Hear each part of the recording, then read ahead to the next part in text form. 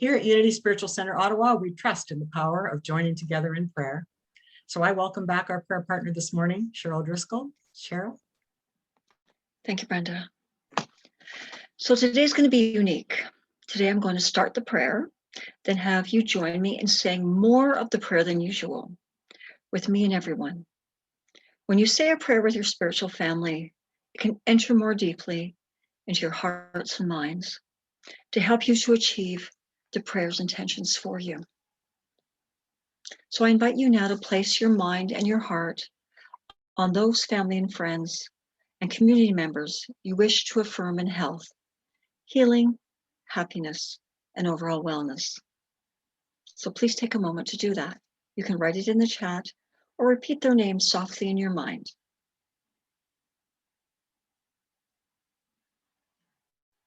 We are truly blessed to have both reason and imagination.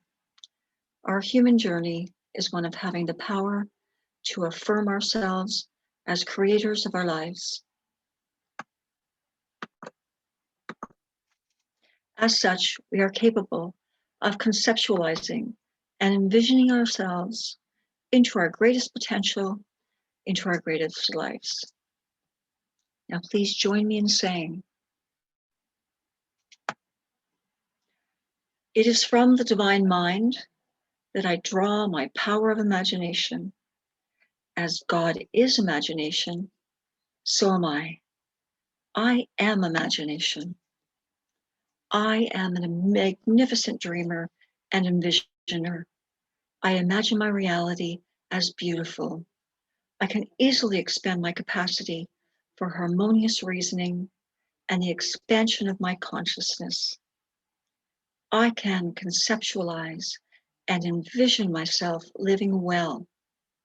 I envision myself growing and creating my happiness. I share my love with ease and receive an abundance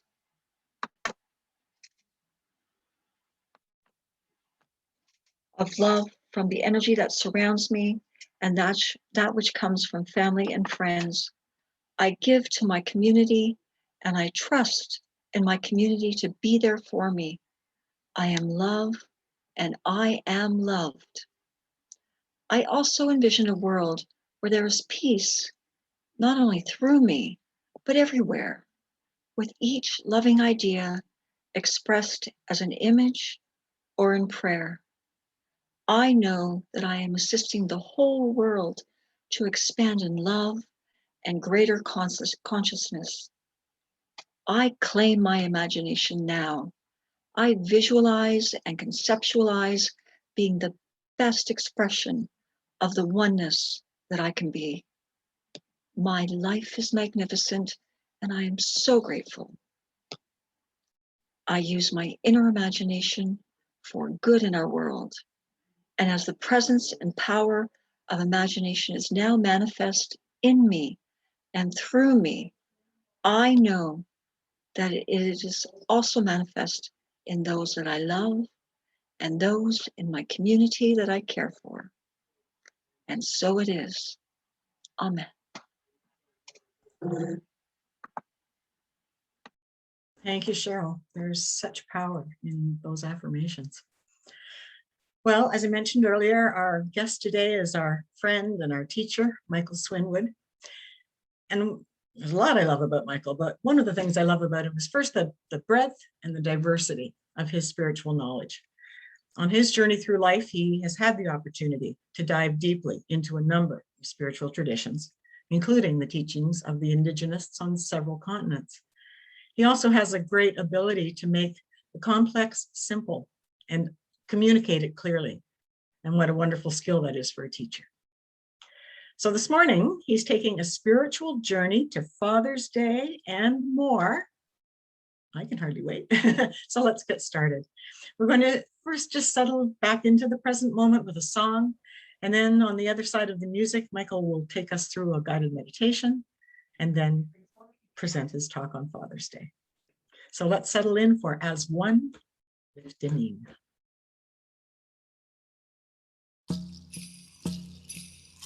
As one we walk this earth together,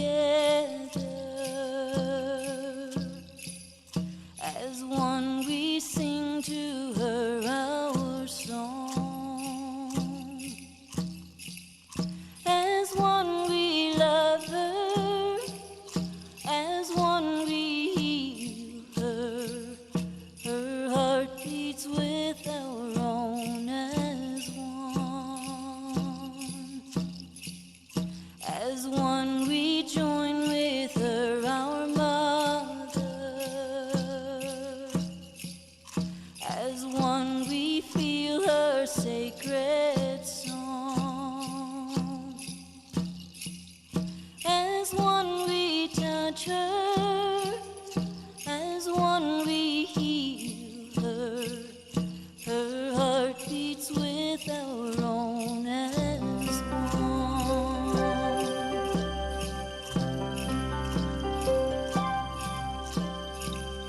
As one we walk this earth together. As one we sing to her our song.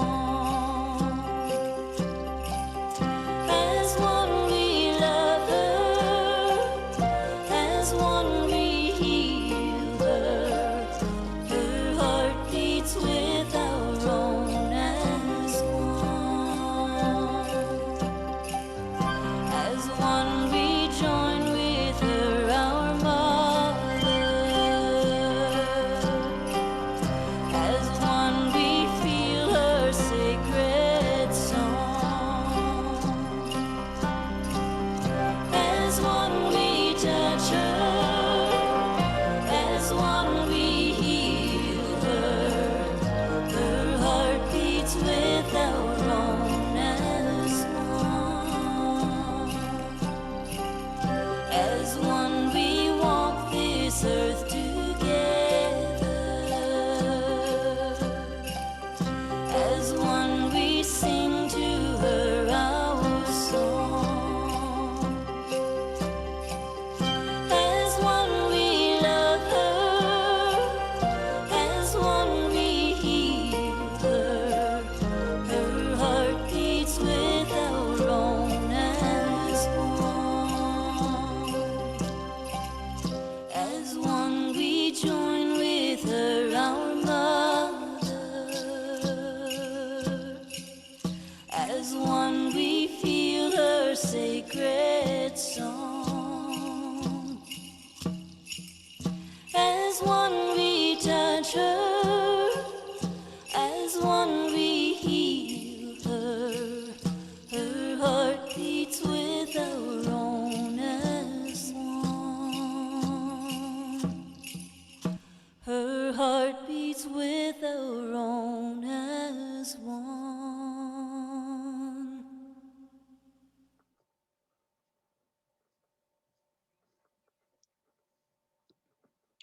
Good morning.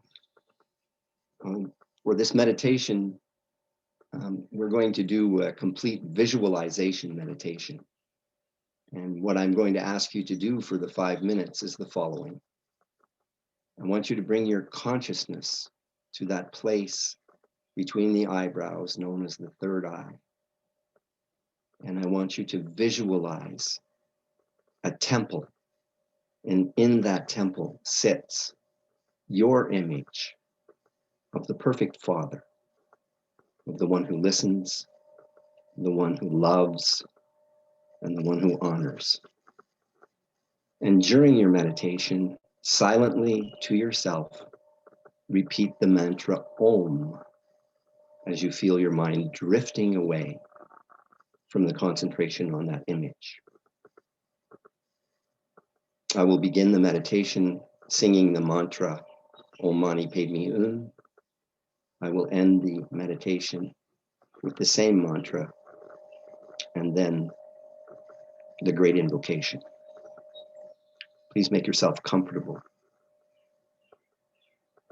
Close your eyes. Om Mani Padme In.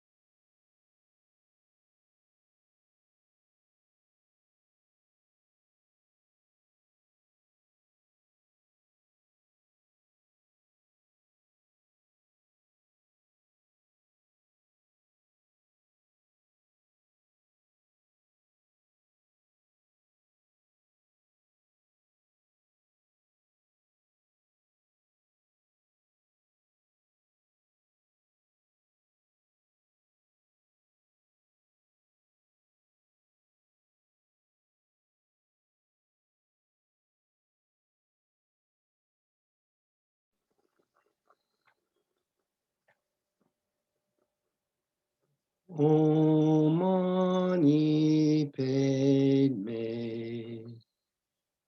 In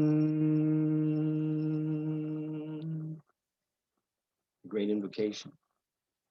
From the point of light within the mind of God, let light stream forth into the minds of men, let light descend on earth. From the point of love within the heart of God, let love stream forth into the hearts of men, may Christ return to earth.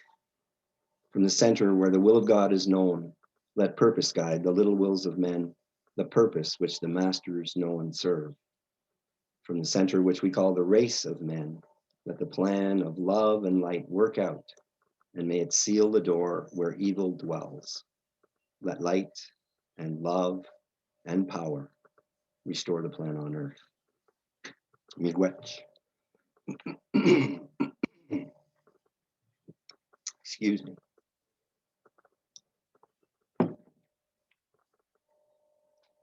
Well, good morning, everyone. It's wonderful to be here with everyone today. It's a gorgeous, beautiful, beautiful day, gorgeous sun. I can tell you that Susan and I, when we have occasion to go out for a walk and see that beautiful sun, we, as often as we can, say this prayer, and I highly recommend to you. Unveil to us the face of the true spiritual sun, hidden by a disk of golden light, that we may know the truth and do our whole duty as we journey to thy sacred feet. Today I was asked to speak about fatherhood, indigenosity, and spirituality. And I thought, ooh, I better get to the library and look some things up. Maybe inform myself about these subjects. And then I thought, maybe I could just talk about my experiences and they would somehow hit the money in relation to these topics. I have to say I'm a very blessed human being in that my cosmic partner is Susan Hagar, a very incredible woman who exemplifies the divine sacred beyond anything I can imagine. And many things impress me about Susan Hagar, but I have to tell you that when I first met Susan, I was extremely impressed when I observed the devotion, honor, and love that she had for her father. We met at a time when Susan had lost her father, or the physical transition of her father, to another dimension in June 2nd, 1992. And what I observed 1 year later was this devotion and love and a bond that was really quite incredible. And I dedicate this day today and this message I'm giving you today to Eric Hagar, to Susan's father. To put this all into perspective, the amazing part for me is that I grew up without a father. My parents were divorced when I was very young, and as a consequence, he was not in my life. I think I met him when I was 22, and he passed away shortly thereafter, so there was really no experience with a father. So observing Susan's devotion and bond and love for her own father was a deep teaching for me. But what did that birth? What did that birth in me? You know, early on in my life, I definitely wanted to be a priest.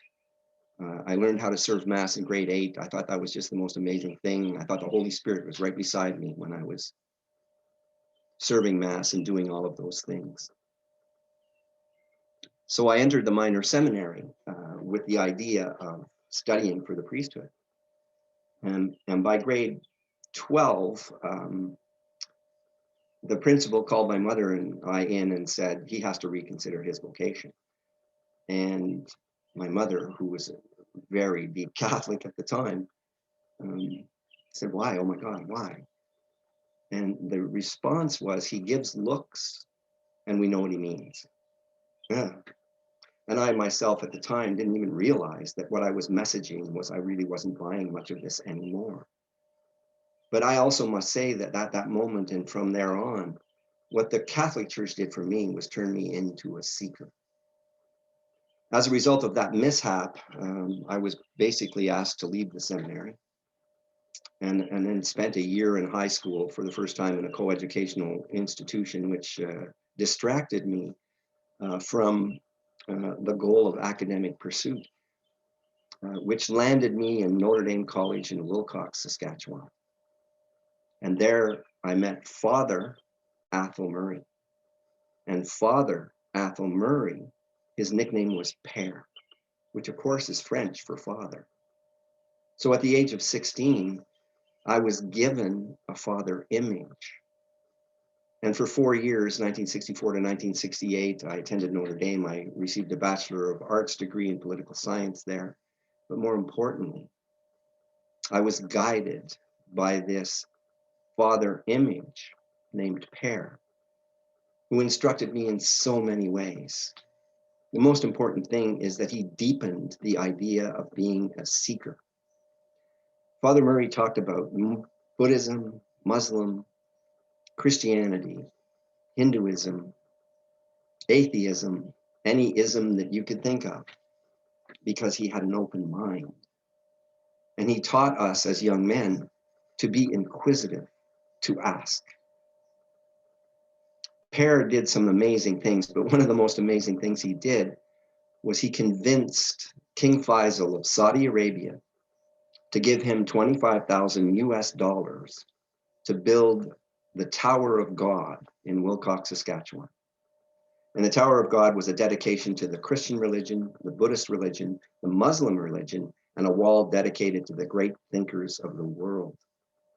This was the mind of Father Murray, expressing this ecumenism, expressing this idea of there are so many beads on the rosary that all come into the one circle, which is the one. Father Murray chose as a motto for Notre Dame, Luctor et emergo, which was struggle and emerge. He taught us about adversity and how to face adversity, but most importantly, how to understand a core strength within self, to come to the understanding of how one might find that. And so on, out of that experience of Notre Dame came a seeking mind. And from about 1969 until yesterday, I have investigated spirituality. I went through a whole period of studying Helena Blavatsky, Alice Bailey, Krishnamurti, Rudolf Steiner, all the theosophists, anything I could put my hands on. And that was really my life in the initial situation, my initial, let's just say, part of my career was really spent while I was practicing law, learning, delving into spirituality, because I had a thirst. And that thirst was born from my background, which was setting me up for this. In essence, I am the father of 5 children.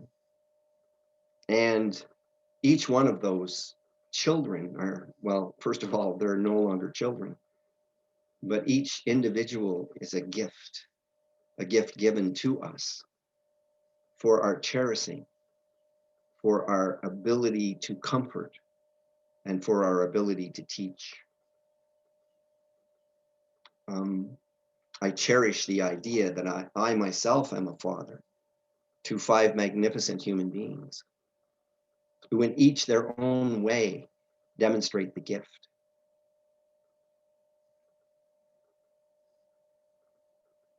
An important situation, I'm actually going to give a gift to my children today. To my children on Father's Day, I promise not to tell any dad jokes. That should comfort you deeply. When Susan and I first met was 1993. And essentially, we went on a magical mystery tour from that moment until this moment. Our lives have been a real magical mystery tour because almost immediately we were given an opportunity to interview Native elders all over North and South America. And almost immediately we met Grandfather William Commanda, the spiritual leader of the Algonquin Nation. Allura was 20 days old when we met Grandfather William Commanda. And Allura is today 24. And it's a lifetime that we spent with William Commanda until his transition in August of 2011. August 3rd, actually, the date of birth of my grandson. No happenstance, I don't think. The date of birth of my grandson, Jude, and the date of passing into the spiritual realms of William Commanda. And William Commanda introduced us to a completely different world. And it all came about through spiritual reading. I was actually reading Bringers of the Dawn by Barbara Marciniak.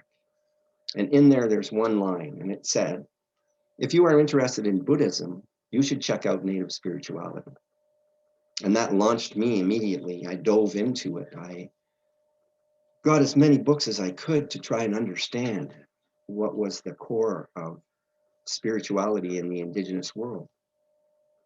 And I came to realize that wisdom keepers exist in the Indigenous world, grandmothers and grandfathers, and they carry oral teachings.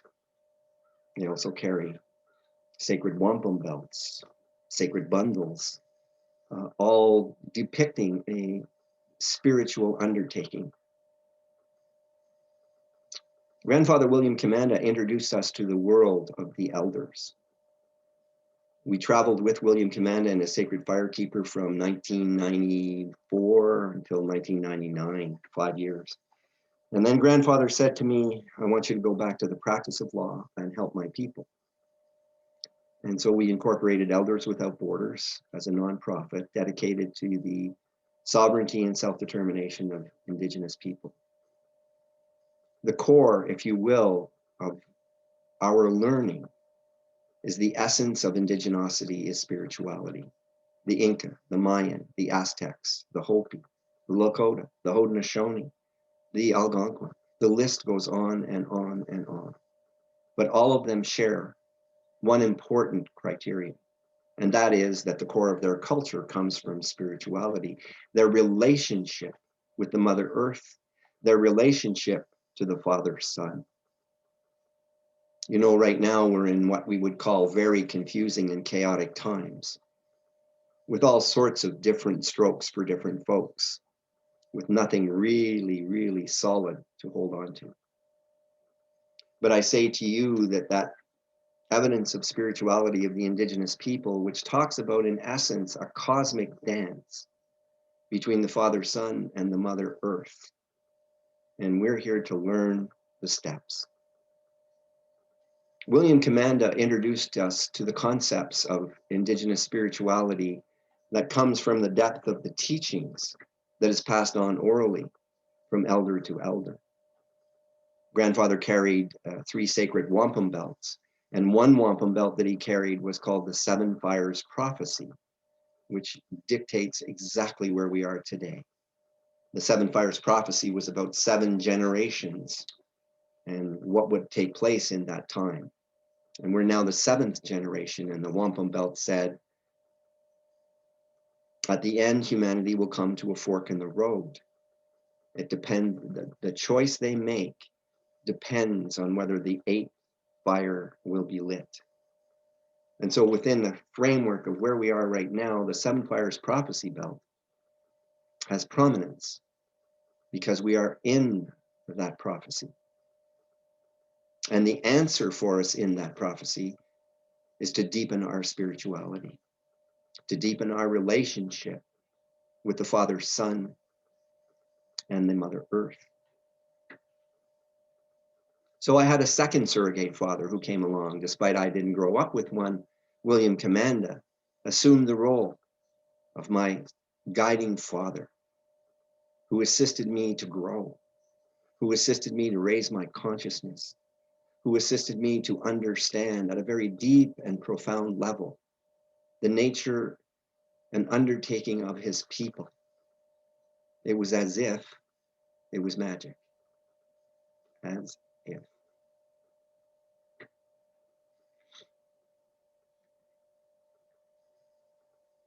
When William Commanda passed in 2011, he passed at 5 a.m. in the morning. And at 3 a.m. in the morning, he phoned Susan Hagar.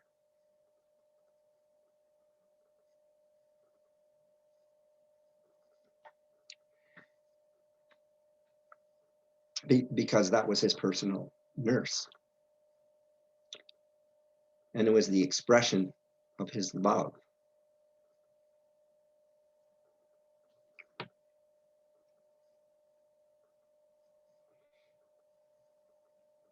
William Commanda walks with all of us. The territory that you acknowledge in the service is the territory of Grandfather William Commanda's people. And the falls, Chaudière Falls, is the sacred place of prayer and meditation of the Algonquin people. But we all see what's happening to the sacred place. And this is happening throughout the world. But William Commanda stood for the proposition that we are all one mind, one soul, one prayer, one vision, and together we are one. He would say many times, we know what you did to us, but we forgive you. We are compassionate of the situation. In 1998, we were blessed with a budget that was given to Susan and I to do a gathering on Victoria Island behind the Parliament buildings.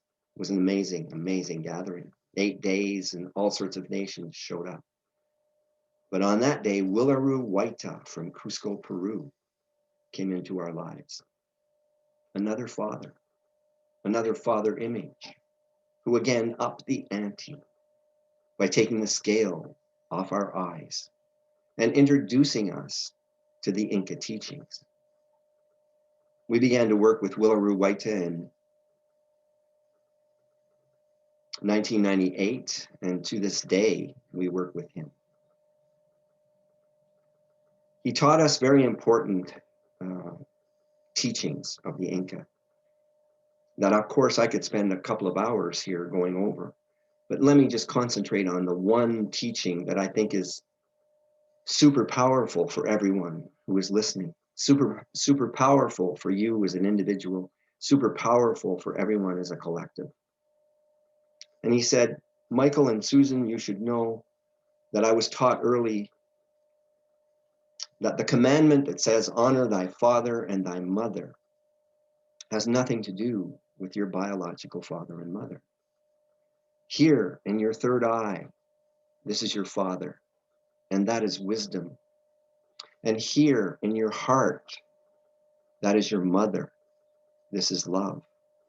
So the allegorical tale of the father and or of the prodigal son and daughter leaving the mansion, going out into the material world, looking for happiness, looking for success, looking for material wealth, suddenly realize that they can't find it that way. And they go back and they return to their home to discover that their father and their mother never left them, that they were always there. That if you have any question in the world that you need answered, if you ask your father and your mother for an answer, they will answer you in wisdom and love, always. It only requires a dedication on your part. Recently, I have been immersed in Hindu books, Apprenticeship of a Himalayan Master, the autobiography of a yogi talking about Paramahansa Yogananda, Babaji, all of these personages that I immersed myself in the last little while. And I have to tell you that what it taught me was a very important lesson. That in seeking God consciousness, yogis who go into the Himalayas come to the realization that they are not the doer. That they are not the doer because the divine exists within each of us. Your father and your mother are the essence of the divine in each of us, always present. And when we come home to our father and mother, we are with the essence of the divine, the Christ consciousness within. It's all for the taking. It's all here for you. If you make a dedication to your father and mother, honor your father and your mother, so that the difference between a biological father and the essence of the divine within is the same. There is no difference. It just is a level of consciousness that raises you into a higher dimension and brings you above what may be underwhelming, bringing you into something that can be beautifully whelming. It is an inside job all the time. And if you want answers about the confusion and chaos and things that you see in the world, I guarantee you that your father and your mother will always, always answer you. So within the framework of my three fathers,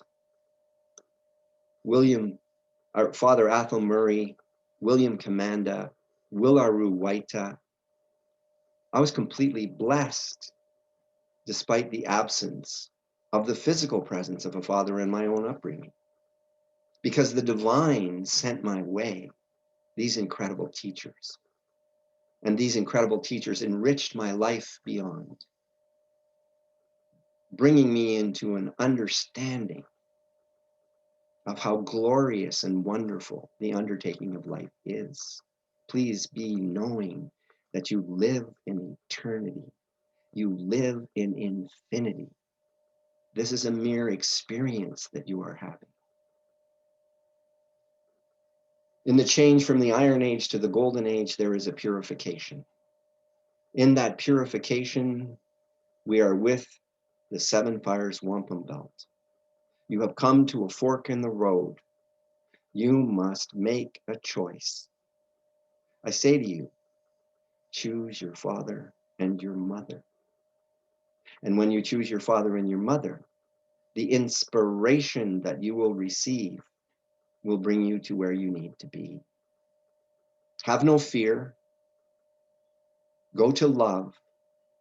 Be in compassion and love of yourself first and foremost. Honor that father and honor that mother.